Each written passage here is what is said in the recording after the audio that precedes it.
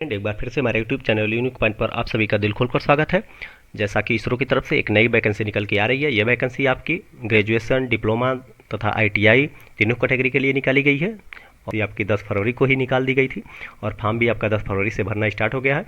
ये आपका different different category है, डिफरेंट डिफरेंट पोस्ट है, वो निकाली गई। इसके नोटिफिकेशन में अगर हम डिटेल में बात करें तो ये नोटिफिकेशन काफ़ी ज़्यादा है, बट हम उसको जो इंपॉर्टेंट पॉइंट है उसी को कवर करने वाले हैं। जैसा कि आप देख सकते हैं, मैकाट्रॉनिक्स ये एमई तथा एमटेक अर्थात मास्टर डिग्री के लिए है। और इसी प्रकार से इसके नीचे हम आएंगे क्योंकि एमई एमटेक को हम नहीं कवर करने वाले हैं।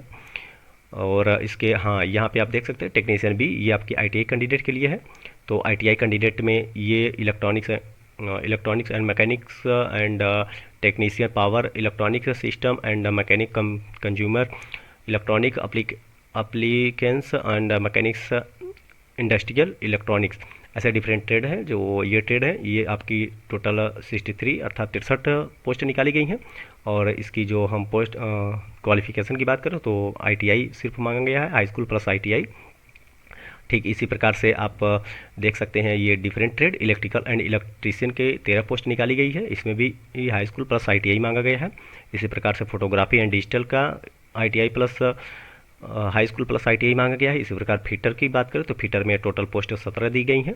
इसमें भी हाई स्कूल प्लस आईटीआई मांगा गया है। और अगर हम सिलेक्शन प्रोसेस की बात करें तो सिलेक्शन प्रोसेस आपका रिटन टेस्ट होगा और उसके साथ साथ स्किल टेस्ट होगा। रिटन टेस्ट आप अगर क्वालिफाई करते हैं तो उसके बाद आपका स्किल टेस्ट लिया जाएगा। इसी प्रकार से डिफरेंट ट्रेड हैं, जैसे प्लम्बर हो गया, रेफ्रिजरेशन एंड आरएसी हो गया, टर्नर हो गया, कारपेंटर हो गया, मोटर मैकेनिक हो गया, मशीनिस्ट हो गया, बिल्डर हो गया। इसी प्रकार से ये वैकेंसी निकाली गई हैं। ड्राफ्टमैन सिविल हो गया। और ये उसके बाद हम जो टेक्निकल असिस्टेंट अर्थात डिप्लोमा कैंडिडेट के लिए, तो डिप्लोमा कैंडिडेट के लिए भी आप ये वैकेंसी निकाली गई है। जैसे आप देख सकते हैं इलेक्ट्रॉनिक्स की, तो इलेक्ट्रॉनिक्स में टोटल 28 पद दिए गए हैं।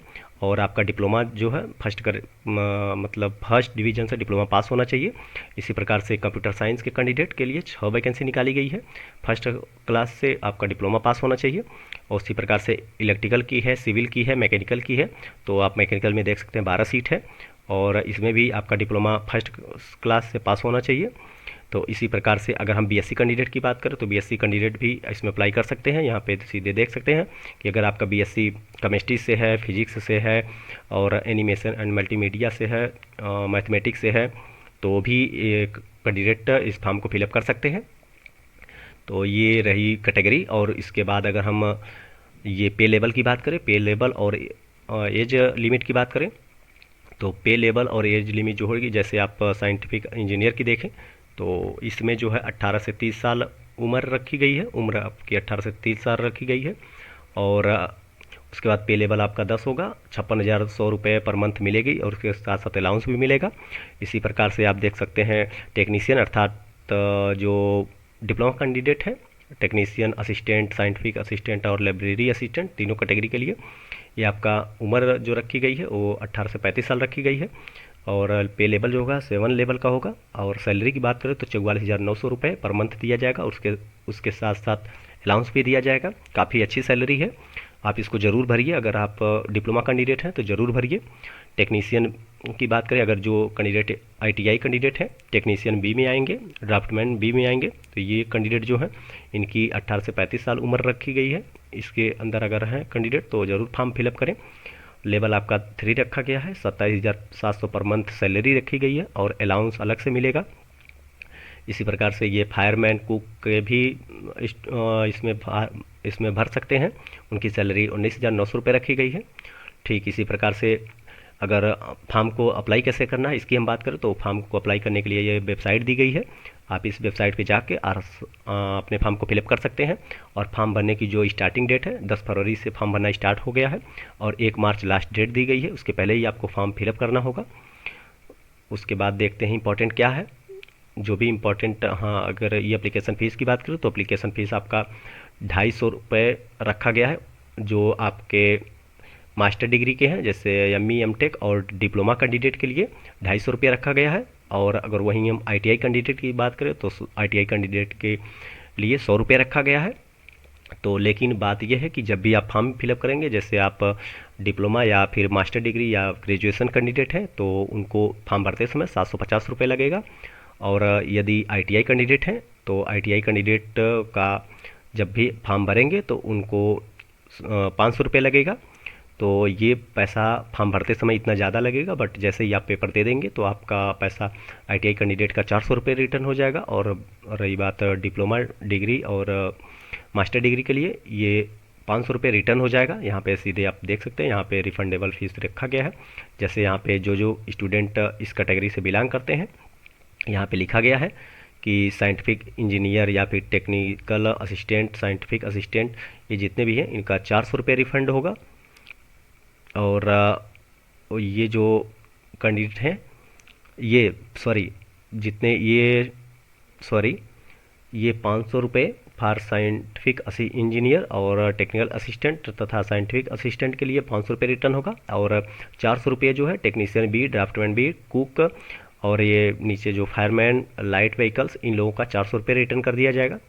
तो ये पैसा तो वैसे फॉर्म भरते समय ज़्यादा लगेगा, बट जैसे ही आप पेपर दे लेंगे उसके बाद आपका पैसा रिटर्न हो जाएगा। अगर हम सिलेक्शन प्रोसेस की बात करें तो सिलेक्शन प्रोसेस तो वैसे ऊपर हमने बता दिया कि सीबीटी एग्ज़ाम होगा। जैसे अगर मास्टर डिग्री की बात करें तो मास्टर डिग्री में आपका पहले पेपर होगा, पेपर देने के बाद आपका इंटरव्यू होगा।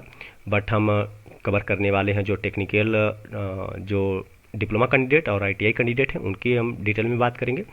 तो उनके लिए जो सिलेक्शन प्रोसीजर रखा गया है, जैसे यहाँ पे देख सकते हैं कि technician B, draftman B, technical assistant और साइंटिफिक असिस्टेंट, अर्थात हम इसको बोल सकते हैं डिप्लोमा कैंडिडेट, आईटीआई कैंडिडेट के लिए। तो आईटीआई कैंडिडेट और डिप्लोमा कैंडिडेट के लिए आप देख सकते हैं ये डिप्लोमा कैंडिडेट क्या है। तो डिप्लोमा कैंडिडेट में कहा सीधे सीधे यहाँ पे दिया गया कि 80 एमसीक्यू क्वेश्चन होंगे, जिसमें आपको 1.5 घंटे 1.5 यानी डेढ़ घंटे दिया जाएगा। और 1.5 घंटे में आपका निगेटिव मार्किंग 1/3 की निगेटिव मार्किंग रखी गई है।